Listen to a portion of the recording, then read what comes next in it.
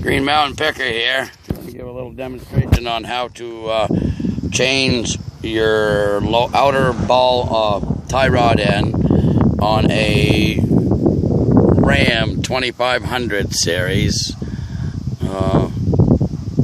truck. And first things you're going to need a few little tools. And what I got here is I got a big screwdriver, I got a pipe wrench, a heavy duty hammer, a ratchet, a long pipe.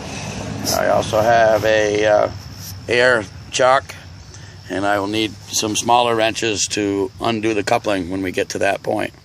The first thing we want to do is on your big trucks here, usually these hubcaps have a little slot and they're very easy. Just pry on it a little bit and it should come right loose. And then what I like to do is, because my air compressor is a low volume, probably 125 pounds, these generally won't spin these nuts off. So what I do is I get a socket. I put my socket right on there, just in about the right angle I need.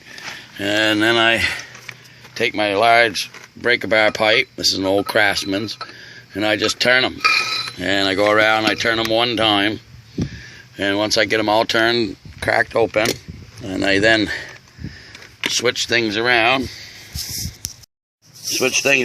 such a way where I got my air all hooked up to my ratchet, and then I'll just set that little bugger right on there, and we just give her a few little zaps, make sure we're headed in the right direction with it. I'll take all my bolts off. Feed my nuts off. Once I got all my nuts off, I take all my nuts and I usually put them right in the cover so I don't lose them. Alright, now that I got the lugs all off, I try to see if this baby's gonna come off of there. So evidently she's been on there for a while. So I'm gonna go get a sledgehammer and we're gonna tunk on it a little bit, get it loosened up, and we'll be right back. So I had to use my sledgehammer to get my wheel loose from the hub. I tried banging it around the outside edges and she didn't come to loose. So I got behind it, underneath it, and tapped it gently because this is an aluminum wheel and you don't want to crack it. So she came loose. So we're gonna pull her off. So now that we've got the wheel all off, I went in the side and I turned and cranked the wheel all the way out so that the tie rod end is pieced up, exposed where I can see it. So my little seat over here a little bit. All right, what happened was we were headed out to the Cornish Fair, and we didn't make it half a mile up the road, and this whole big long shaft fell right on the ground.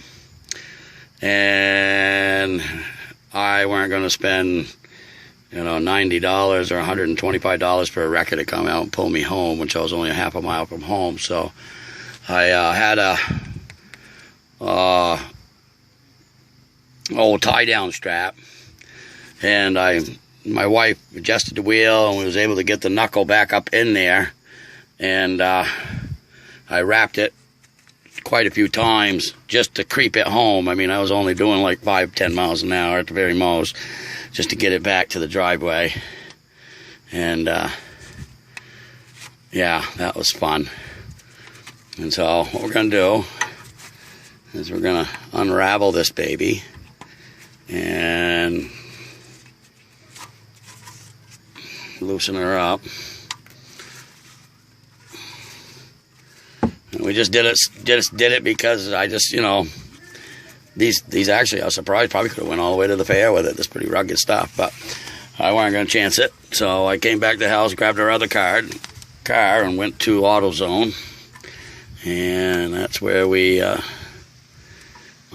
bought a brand new tie rod end. Yeah, and now I've got it all unwrapped, and it's still kind of hanging there. I'm gonna push on that a little bit. I got a little hammer right here. I'm gonna tunk this thing out of here. And as you can see, there it is. What happened was the old tie rod end got deteriorated. She fell right out. Fell right off that ball up in there. There's a ball right there. She fell right out. And that's not good. So the next thing is we got to see if we can get this old bugger apart. Looks pretty corroded. I'm not too worried about that end there. That's got quite a bit of oil on it, but this end here scares me. So what we're gonna do is we're gonna see if we can figure it out. I'll be right back in a second. So we went and found the right size socket, and I used my air ratchet here, and I got lucky because she's pretty seized in there. So I think we're gonna see if we can spin this right out. All right, just like that. We got the nut all slicker than a bean. So the next trick is we got to knock that stud out where it broke apart. And this little hammer is an old machined hammer. I don't know. I'm doing a movie. I'm fixing my truck too. Yeah. Okay. Now what we're gonna do here is this stud. I've got to hit this old stud right about in here and drive that old stud and ball right out of there.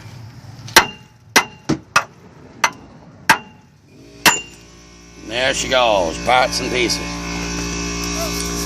Anybody want to know what all that looks like? That's what it looks like after it's broken, comes out of there. That's supposed to sit in there. That's supposed to hold that in there and keep that attached. So that's part of that. She's all ready, and that looks pretty good. So we went and we just dropped that. So what I did here is to keep this up so I can work on it without it keep falling down and not have to mess with it. I took that same tie rope that I had to bungee it up to get it home. And I've got this. What we have here is a threaded shaft that goes into a coupling that has one on each end. Now the only end I really need is this end. So I'm going to leave that attached because that's attached to the other long rod that goes to my part of my steering. And so what we're going to do here is I'm going to loosen this one end of this coupling. Okay, just going to loosen it, and then we're going to get into a little bit more of that in a minute. So well, now we got a little dilemma. In the course of taking this getting this collar loose, we broke the bolt. Now, this is a special bolt. It's got a square end on it. It's probably a hardened steel bolt, but we're not really going to worry about it too much. I got it drove out. I got the coupling loose so that I can do what I need to do. What has to happen is I have to do a measurement here and make sure my new one is going to be roughly the same thread depth, and I've got the same distance here, so it'll be really close to being lined up, as close as I can possibly do it without taking it to a line-up shop. So what I'm going to have to do is I'm going to turn this collar out with my, turn this tie rod end out piece with my big pipe wrench I got here. And it should come out relatively easy. And we'll see what happens and go from there. Now what I've done is I loosened up this collar to get it off this little shaft. And because I don't really want to disturb the other end of this, I left that tight, and I took a screwdriver and just tapped it in to separate, because this has a groove in it, and then to separate it out. Now what I'm doing here is so I've already done my measurements. I know how deep I have to be. Also, this will be pre-marked when I go in there, so I can give it an idea when I'll match them up and then mark the other piece and I put it back in. So now we're going to turn this out, and once it's all out, we're going to compare the two pieces, and we'll be able to put it back together. So now that I got it out, actually once it's a little hard to start, once it started turning, and then once it started coming along, when I got about halfway out, it started turning pretty good. Came right out by hand. So that's what she looks like. And broken. That's a broken piece. And this is what your new tie rod end looks like. And it's got a little collar and a place to put your grease. It's got a little hole in the back. I got to put a grease button in it. I'll just wait until after I get it all secure. I can see on here my marks. I'm going to make sure I do my proper measurements on the thread length, because these are both exactly the same, so that they are both exactly the same length. So that's a plus. Sometimes I've gotten these where the remanufactured was a little shorter or a little longer, but this one looks like it's going to be a golden one. So we're going to put that back in here, and then we'll get that into the right length that we need. We're going to put our little collar back on it, and then we're going to put a little oil or juice on there so the threads in easier. And I should have usually recommend that you would spray this down, with some WD-40 or some kind of Panther Piss to, help lubricate it. But I just don't have any right at this point, so we're just kind of doing it a dry deal. I do have regular motor oil that I'm going to probably just put on this shaft here to help it thread down in there a little better. And then I'll pull when I've got it down in there where I feel comfortable with, I'll pull my little spreader there, my screwdriver spreader, and then get my collar back up, go find me a bolt that'll work in there. And we'll see what happens. So what I've done is I got my new piece, and I measured it out. I measured the threads here, right by my thumb, and they're pretty close to being exactly 3/4 of an inch down the thread line from this shoulder to here. So now that I understand that, because I've measured this all out and they're both exactly the same piece, so we're in luck there. And what I did was I took my air nozzle and I blew all the crud out of the inside of this that I could get out. And then instead of saturating this whole thing with oil, I just put regular motor oil on the end of it, just to help it lubricate it in. Okay, another one of those things that you want to make sure you did, because what we did here is we had taken this little tightening collar off for this shaft. This is a little sleeve that fits between two big shafts, and because we're going to put a new one in here, we want to make sure that we put our tightening collar back on. And in the earlier video, you probably saw that I broke that myself right out. So what I did was I went around in my old tool bin, and I just got lucky and found one of these square head, because the old bolt had a square, if you can see it very well, but it had a square head that sits down into a square hole. So I got lucky and I found the exact same size bolt and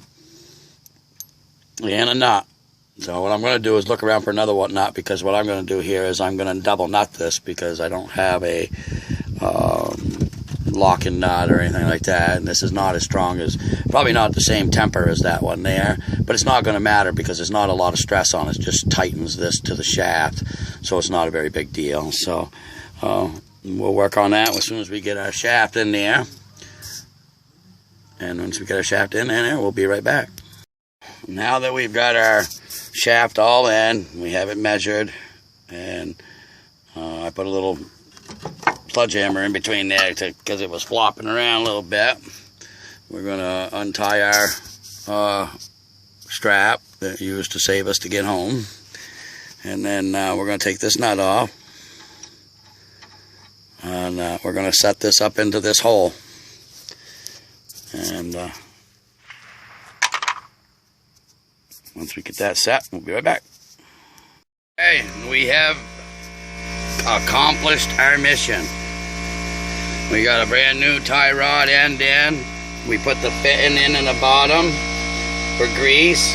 We put the grease right to it. We snuck down our mounting bolt, and it's always a good idea when using air ratchets and air tools, always use a ratchet to finish up your work, to make sure that you've got it really good and tight. And that's what I've done here. I tightened down that bolt with an air ratchet, then took a regular ratchet and cranked up what the air ratchet couldn't give me. And then now it's just a matter of putting the wheel and the tire back on and giving this baby a test ride. So just like we did in the beginning, we took the tire off and had to use a breaker bar to get the thing done loose with so I get it with my air ratchet. So what I've done here is I put the wheel back on, I've tightened all my lug nuts up with my air ratchet, and I go around after using my air ratchet, because you can never count on an air ratchet. Don't ever count on an air ratchet to tighten your wheels. Go on here with a lug wrench or a heavy-duty half-inch drive ratchet and a pipe. That's what I like to do. And I just go right around and snug them right down. Make sure I get at least a half or a quarter turn on them. And then if you hear a little kink, then generally you're tight enough. And then after I do all that, I put the hubcap back on, and now I'm going to wash my little hands, and I'm going to head out, take her for a test bin. Alright, here we go. Going on a little trip here. Oh, we gotta wait for traffic coming down the hill. Excuse me.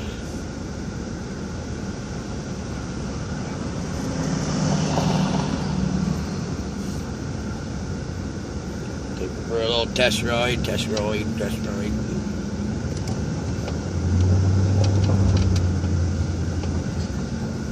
Alright, and away we go. Zoom. Oh, feels better, Mama.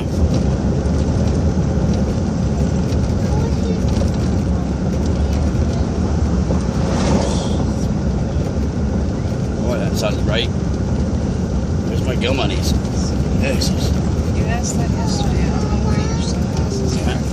Unless it's these. Them men look like they've been run over by a truck. I got 21 pairs of them.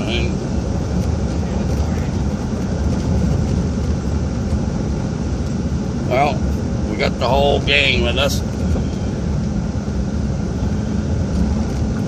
So we got a little ride right here, and we'll check it out. Just repaired the big blow. Nobody's coming from the peanut gallery. I guess we're gonna take. Which way should we go? That way. Why do we want to go downtown? I have no idea. I've been downtown a million times. I haven't been that way for a while. Well, then turn around and go that way. I can do that. Or she feels a little tighter now.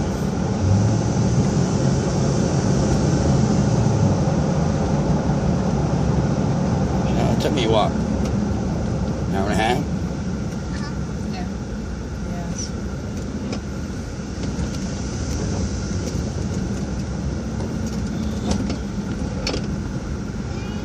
I didn't really get that dirty. Pants got a little dirty, but they were junk anyways.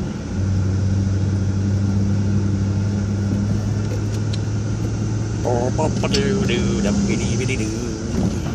you at least watch the road instead of yourself on the camera? I'm not watching myself. Yes, you are. I'm watching you. You're watching me watch me? Yes. You're watching me watch myself? Yes.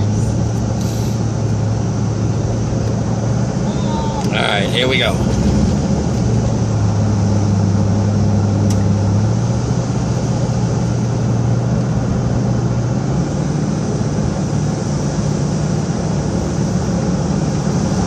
Sit back. Mama driving my truck, pulls the seat way up. What the hell's the matter with her sometimes?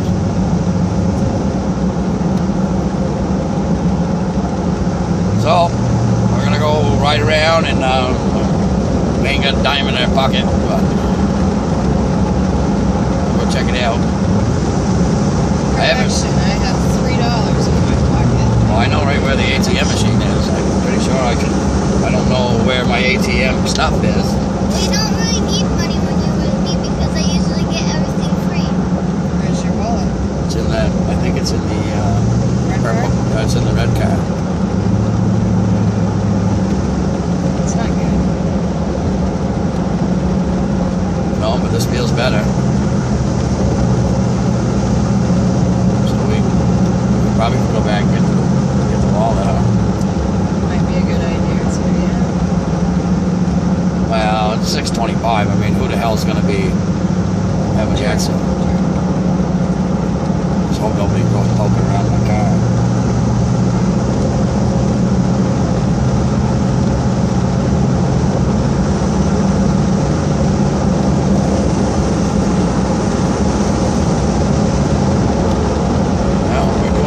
55 miles an hour on the back road.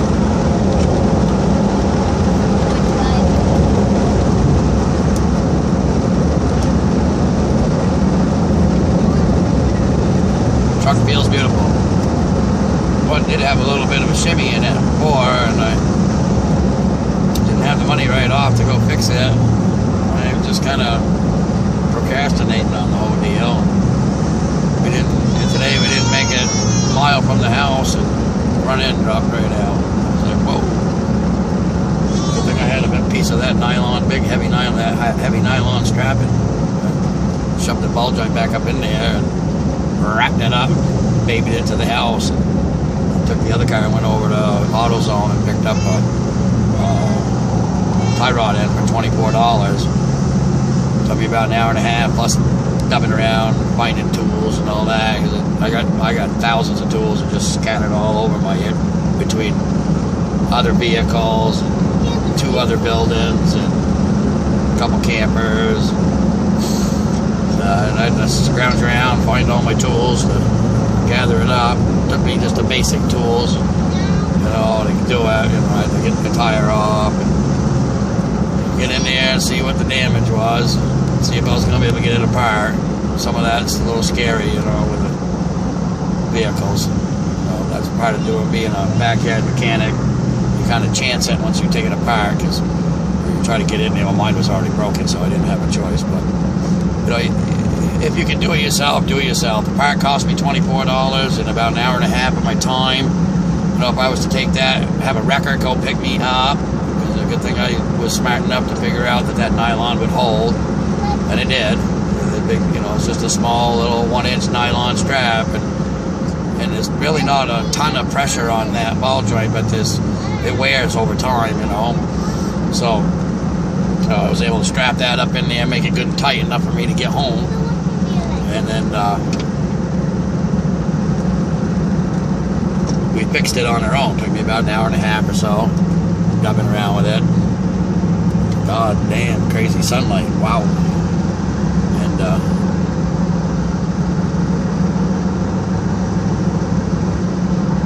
so if you can fix it yourself, you know, fix it yourself. Always remember to don't ever rely on an air gun or an air-powered tool to tighten your bolts up. Always tighten them down afterwards with a ratchet. Usually you'll get a 1/2 to 3/4 return out of those by hand.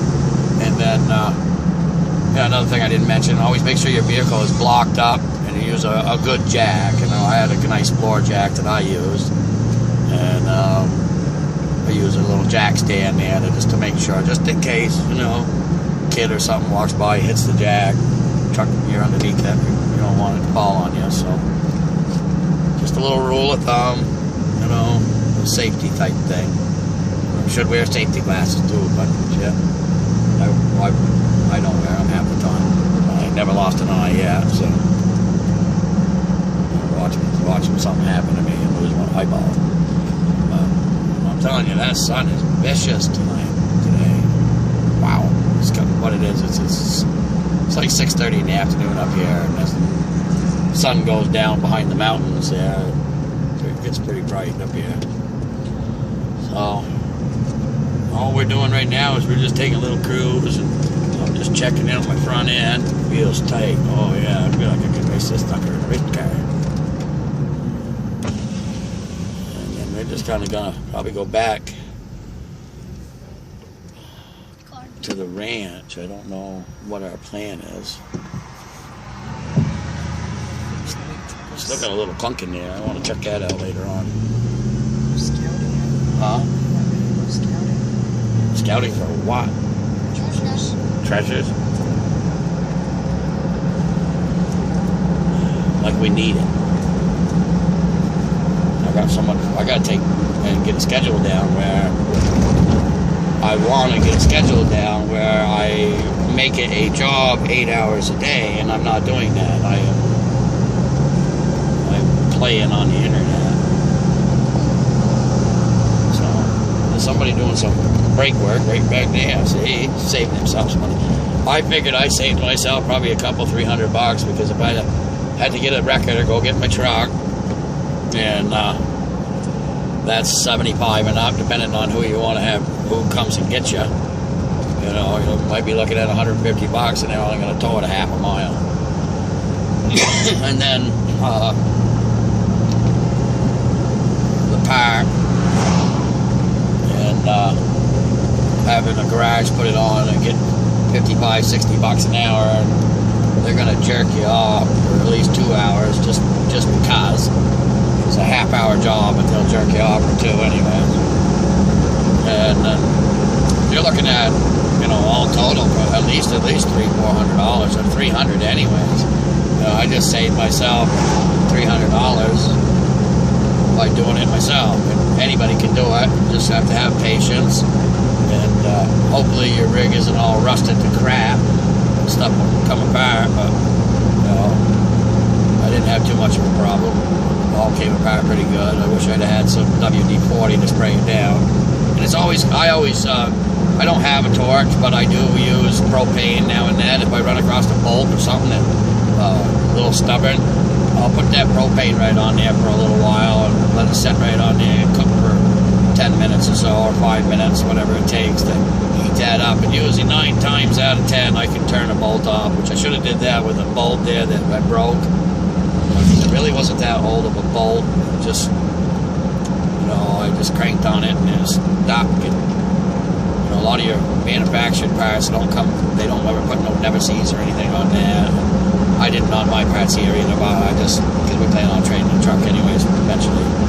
But yeah, I mean, you can do it yourself, or have a buddy do it, help you do it. You know, somebody that's mechanically inclined, and either do it for a 6-pack or they'll do it for you know, home cooked dinner or something.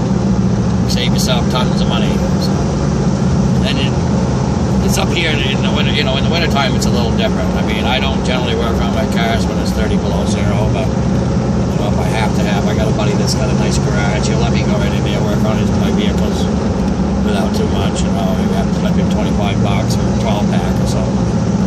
As long as it ain't sitting in there for days, and he's usually pretty good about it. So, well, Green Mountain Picker, Big Old Blues back on the road, and we'll be seeing you on the night shows.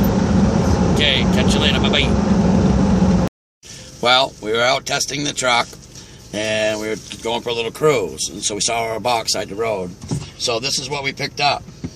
We found in a bag the Ultimate Warrior. He is in perfect condition. Now everybody knows about the Ultimate Warrior. He just passed away with a massive heart attack, but he is still a top player, and I'm pretty sure he might be worth a couple bucks. And we also found Austin 316. It's just a cheap little pitcher, probably $4 or $5, you know. And then we found the Bugs Bunny, and what's that little green dude? Marvin the Martian. Marvin the Martian. I don't know if you guys can see that or not. There's Marvin the Martian. And we also got a Bugs And what was the other? Bugs Bunny? Oh, that's what you got? That's mine. He's just a pillow, little Bugs Bunny. I'm going to probably take it away from Kansas and sell it. No! And what else you got? There's this. Yeah, yuck. This. What's that green thing? A frog. And there is this that I know is very old. It's like a really old Tubby. That's a light up bug. Yes, those are old. No, you have to put batteries on. He needs batteries. No, It's a it light doesn't. And we got some. Look, no, it doesn't. It works, okay. Then we found some little shit-kicking boots for Buggy. And thought that was kind of cool, so I thought we'd share it with you. So, all right, here we go. Bye-bye.